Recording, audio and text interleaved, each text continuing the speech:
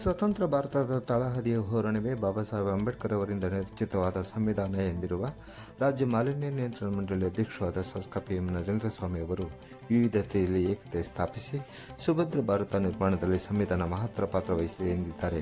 ತಾಲೂಕು ಆಡಳಿತ ವತಿಯಿಂದ ಮಳವಳ್ಳಿ ಪಟ್ಟಣದ ಭಕ್ತ ಕನಕದಾಸ ಕ್ರೀಡಾಂಗಣದಲ್ಲಿ ಸೋಮವಾರ ಬೆಳಗ್ಗೆ 10 ಗಂಟೆ ಸಮಯದಲ್ಲಿ ಏರ್ಪಡಿಸಲಾಗಿದ್ದ ಸಡಗರ ಸಂಭ್ರಮದ 77ನೇ ಗಣರಾಜ್ಯೋತ್ಸವ ಸಮಾರಂಭವನ್ನು ಉದ್ಘಾಟಿಸಿ ಮಾತನಾಡಿದ ಅವರು, ಹಲವಾರು ಮಹನೀಯರ ತ್ಯಾಗ ಬಲಿದಾನಗಳಿಂದ ಸಿಕ್ಕ ಸ್ವತಂತ್ರ ಭಾರತದ ರಕ್ಷಣೆ, ಏಕತೆ ಕಾಯುವುದು ಜೊತೆಗೆ ಕೋಟ್ಯಾಂತರ ಜನರು ಹಸಿವು ಇಂಗಿಸುವುದೇ ಸವಾಲಾಗಿದ್ದ ಕಾಲಘಟ್ಟದಲ್ಲಿ ಸಂವಿಧಾನದ ಮೂಲಕ ಏಕತೆ ಸಾಧಿಸಿ ಶೋಷಣೆಯಲ್ಲಿ ನಲುಗು ಹೋಗಿದ್ದ ಮಹಿಳೆಯರ ಸಮಾನತೆ, ಸ್ವಾವಲಂಬಿ ಬದುಕನ್ನು ಸಂವಿಧಾನದ ಮೂಲಕ ನೀಡಿದ್ದರೆ ಪಂಚವಾರ್ಷಿಕ ಯೋಜನೆಗಳ ಮೂಲಕ ಸ್ವಾವಲಂಬಿ ಭಾರತ ನಿರ್ಮಿಸುವಲ್ಲಿ ಅಂದಿನ ಪ್ರಧಾನಿಗಳ ಮಹತ್ತರ ಹೆಜ್ಜೆ ಸ್ಮರಣೀಯವಾದದ್ದು ಎಂದು ಹೇಳಿದರು. ಮಳವಳ್ಳಿ ಕ್ಷೇತ್ರ ಸಹ ಅಭಿವೃದ್ಧಿಯಲ್ಲಿ ನಾಗಾಲೋಟದ ಹೆಜ್ಜೆ ಹಾಕಿದ್ದು 400 ಕೋಟಿ ರೂಪಾಯಿ ವೆಚ್ಚದಲ್ಲಿ ನಾಲೆಗಳ ಆಧುನೀಕರಣ, ಸರ್ಕಾರಿ ಶಾಲೆಗಳ ಡಿಜಿಟಲೀಕರಣ ಸೇರಿ ಹಲವಾರು ಯೋಜನೆಗಳಿಗೆ ಚಾಲನೆ ನೀಡಲಾಗಿದೆ ಎಂದು ನರೇಂದ್ರ ಸ್ವಾಮಿ ತಿಳಿಸಿದರು. ಸಮಾರಂಭದಲ್ಲಿ ತಹಶೀಲ್ದಾರ್ ಡಾ. ಎಚ್. ವಿ. ಲೋಕೇಶ್ ಅವರು ಧ್ವಜಾರೋಹಣ ನೆರವೇರಿಸಿ ಸಂದೇಶ ನೀಡಿದರು. ನಂತರ ಪೊಲೀಸರು ಶಾಲಾ ಮಕ್ಕಳ ಪಥಸಂಚಲನೆಯಲ್ಲಿ ಶಾಸಕರು ಹಾಗೂ ತಹಶೀಲ್ದಾರ್ ಅವರು ಗೌರವ ವಂದನೆ ಸ್ವೀಕರಿಸಿದರು.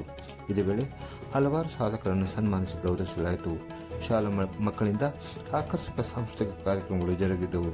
ಡಿವೈಎಸ್ಪಿ ಯಶವಂತ್ ಕುಮಾರ್, ತಾಲೂಕು ಪಂಚಾಯತಿ ಶ್ರೀನಿವಾಸ್, ಬಿ. ಓಮ, ಪುರಸಭಾ ಮುಖ್ಯಾಧಿಕಾರಿ ನಾಗರತ್ನ, ಬಿಆರ್ಪಿ ಶ್ರೀನಿವಾಸ್, ಟಿಪಿಸಿಎಂಎಸ್ ಅಧ್ಯಕ್ಷ ಲಿಂಗರಾಜು, ಗ್ಯಾರಂಟಿ ಸಮಿತಿ ಅಧ್ಯಕ್ಷ ಮಹಾದೇವು, ಬ್ಲಾಕ್ ಕಾಂಗ್ರೆಸ್ ಅಧ್ಯಕ್ಷ ದೊಡ್ಡಯ್ಯ, ಸರ್ಕಾರಿ ನೌಕರರ ಸಂಘ ತಾಲೂಕು ಅಧ್ಯಕ್ಷ ಎಚ್. ಮಲ್ಲಿಕಾರ್ಜುನಯ್ಯ ಸೇರಿದಂತೆ ಹಲವಾರು ಅಧಿಕಾರಿಗಳು ಮುಖಂಡರು ಕಾರ್ಯಕ್ರಮದಲ್ಲಿ ಹಾಜರಿದ್ದರು.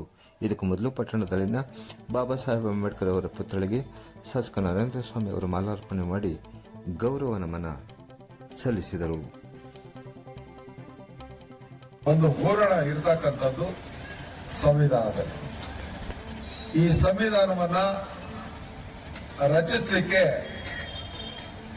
2 ವರ್ಷಗಳಿಗೂ ಮೇಲ್ಪಟ್ಟು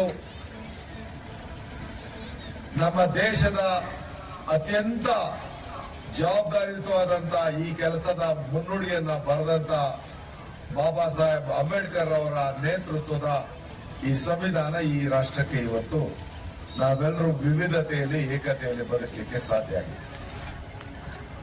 ಸಾಕಷ್ಟು ಭಾಷಾವಾರು ಪ್ರಾಂತಗಳಿದೆ, ರಾಜ್ಯಗಳಿದ್ದಾವೆ. ನಮ್ಮಲ್ಲಿ ವಿವಿಧ ರೀತಿಯ ಆಚರಣೆಗಳು, ಸಂಪ್ರದಾಯಗಳನ್ನ ನಾವು ಆಚರಿಸ್ತಿದ್ದೀವಿ. ಆ ನಡುವೆ ಭಾರತದ ಪ್ರಜೆಗಳೆಲ್ಲರೂ ಒಂದೇ ಅನ್ನುವಂತ ಮೂಲ ಮಂತ್ರದೊಂದಿಗೆ ನಮ್ಮ ಸಂವಿಧಾನ ಇರ್ತಕ್ಕಂಥದ್ದು.